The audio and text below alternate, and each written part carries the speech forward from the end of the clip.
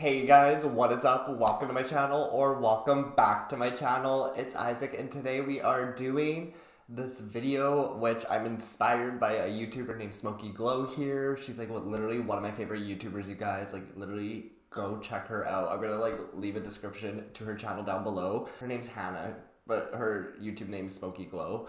Hannah did this video which was called Yes or Pass, and she basically just talked about new makeup launches that she's gonna be buying or she's not gonna be buying.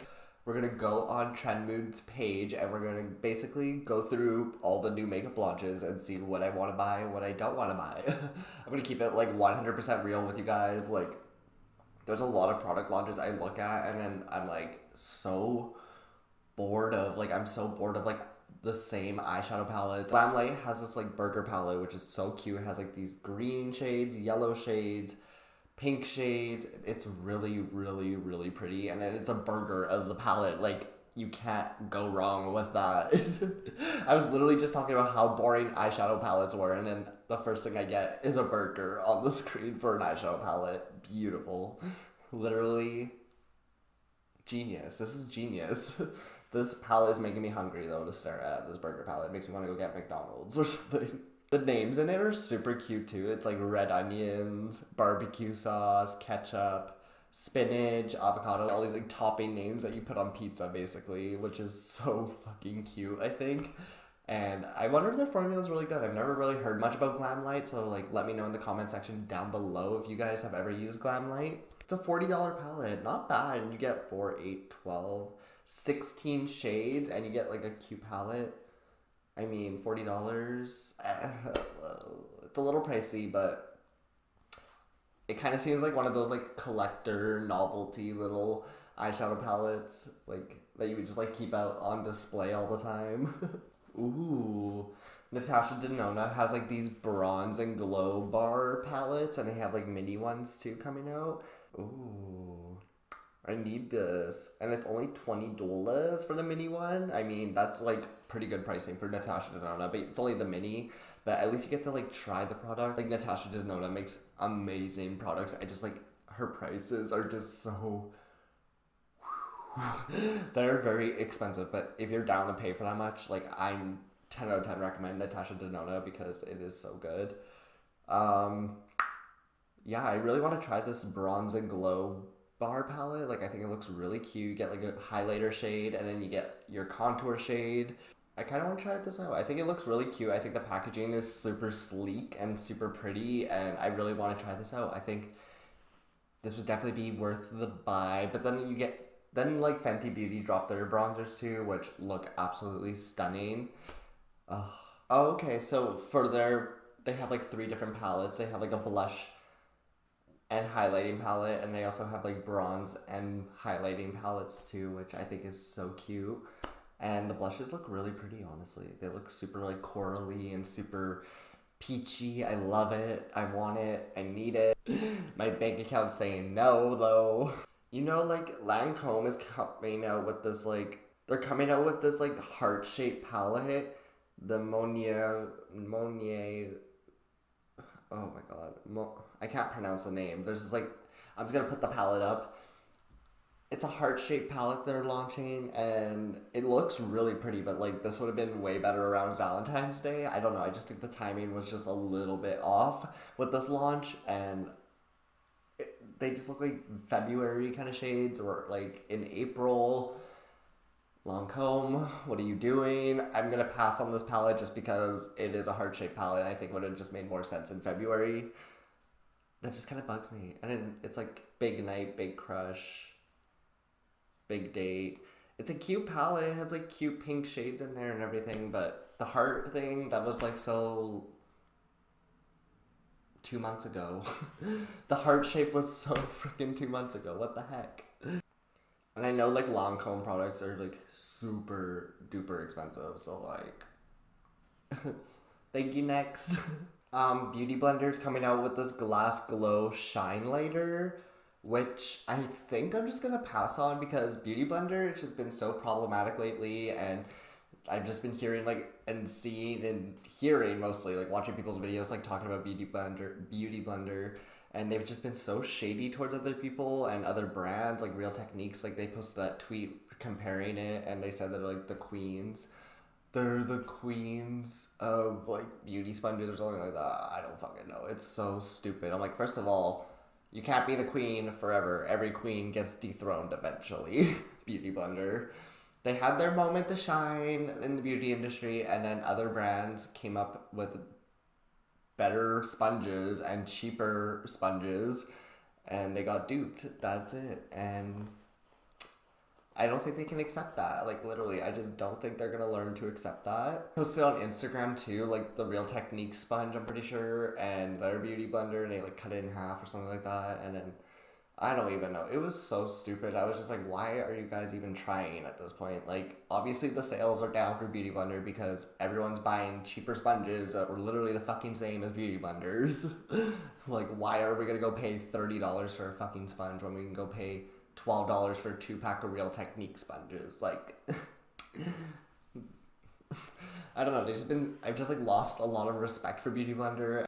Like, Real Techniques doesn't even have like the same shape or color of the sponge. It's literally completely different. It's just like a dupe almost. Like, everything is duped nowadays, and everyone takes inspiration from each other, and nothing is original nowadays. That is the real tea. Especially if you can make the product better and cheaper, why not? Like, these Morphe baking powders,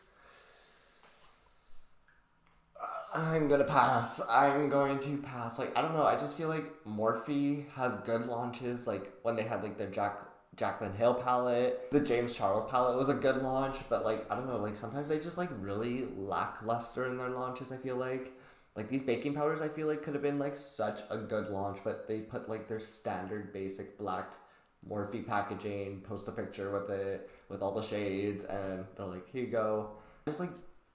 I just want to see better innovative packaging from them, and I'm just like super unimpressed with everything that Morphe kind of launches once in a while, unless they do like a collab with a really like big influencer. Then the makeup products are usually super duper good, and the packaging is usually like on fleek and everything. But I don't know, they just kind of very like, I just get very unimpressed with the rest of their launches overall.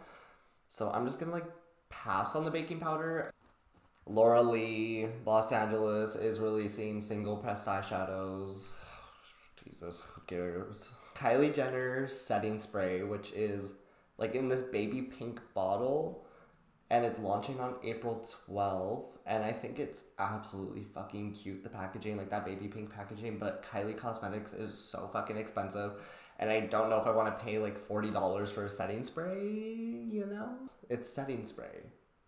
I've been using sunscreen to set, like the spray-on sunscreen to set my face. Like, that shit works literally so good, and you get like UV protection, and you get your SPF in there and everything. Like, girl, I don't know. Like, it's like a $4 can of fucking sunscreen I pay for, and then I use that to set my face, and I don't want to be paying $40 for the Kylie Jenner setting spray. So I'm gonna pass on her setting spray. Like a gorgeous matte black carton too, and her nails look so fucking stunning. Like, I want my nails to look like that. Oh my god. Like ombre into like this nice orangey like mimosa sunset. Oh, I love it. I don't like see the hype in this Kat Von D black flower compact. Like, I kind of do. Like, I see the like artistry in it and everything, and like the artistic work in it, and the design work and everything, whatever. But like, I find that mirror to be too small. Like, first of all, I don't like using mirrors that small. Like, it's kind of nice, but having to hold a mirror this close to your face gets very tedious and very fucking annoying after a while.